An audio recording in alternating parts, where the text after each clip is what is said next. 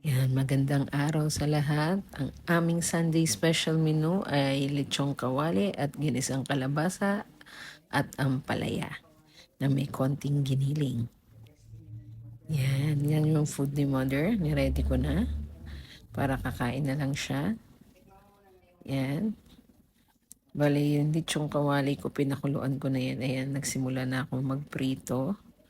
Bali, ang ginawa ko, yung mantika ko, hindi pa mainit na mainit, nilagay ko na yung balat ng ating lechong kawali.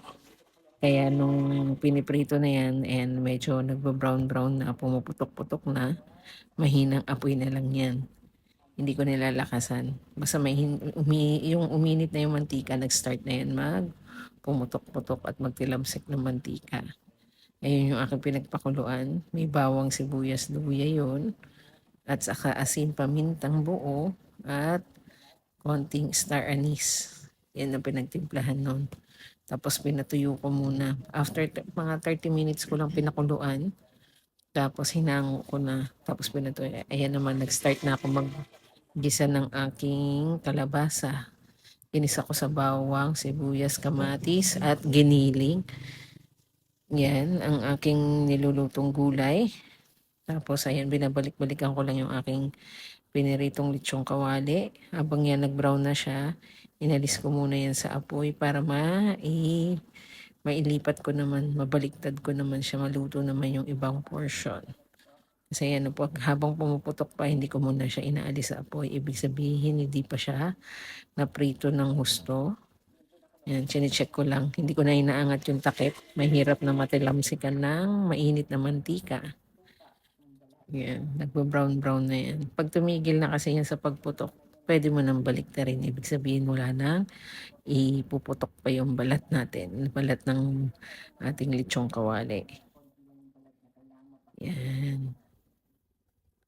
Tapos yung ginawa ko dyan, inano ko muna dahil mahina yung apoy nga, inalis ko muna doon sa may apoy para mabuksan ko yun. Ayan, kumukulo-kulo pa, o diba?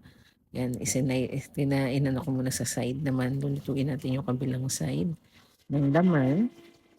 Yan, tapos tatakpan, saka ko babalik doon ulit sa mahinang apoy lang para maluto naman yan, yung isang side. Ganun lang din yung ginagawa ko yung proseso ng pagprito ko ng lechong kawali. Wala kasi akong air fryer dito, kaya sa kawali ako nagluto ng aking lechong kawali. Yan, after ilang minutes, alisin ko na naman sa apoy, babalik na rin ko na naman yung kabilang side naman ng ating ipiprito. Yan, maganda yung kulay, oh. Maganda din yung ginawa ko kasi nilagyan ko ng hiwa-hiwa ko na yung parte ng balat. Hiniwa-hiwa ko na para maluto din ng maayos yan. Yan, tapos tatakpan. Lalagay natin ulit sa apoy.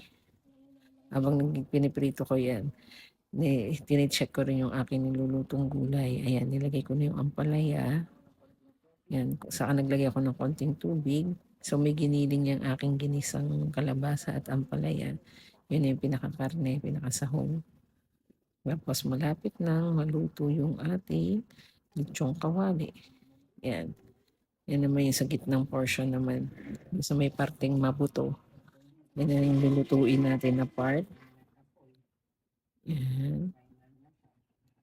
Inanuhan ko lang din yan.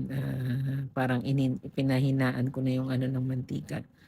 Para hindi ako saka ko nabubuksan. Parang last minute na luto na lang yan. Ilang minuto na lang.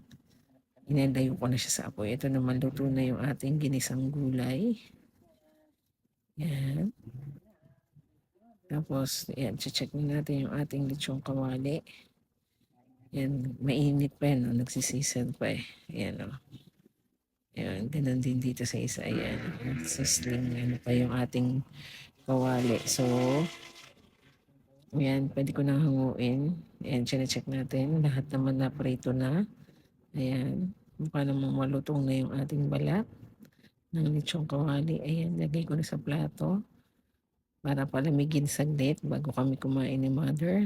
I-ready ko na yung food niya. O yan, di ba? Pritong-prito yan. Tapos hindi pa namin nate-test niya kung yung chine-check ko yung crunch test. Malutong naman yung balat. Yun nga lang ang problema nung kinakain na namin ni mother. Ayun, sabi ni mother, makunat yung balat. Pinakuluan ko naman yan kasi malalambot naman yung laman. Ewan ko yung balat niyan. Wala masyado kasing taba talaga actually yan. Parang puro laman siguro kaya yun nangyari. Yung lechong kawali namin, yung balat, medyo makunat. Sabi ni mother. Ako naman nakain ko naman. Pero may ibang part na hindi kinaya ng ngipin ko. O, yan o. Ayan, sabi ni mother. Tigas. Yan lang. Okay naman dahil lasa malasa naman. Ayan, thank you for watching. Enjoy!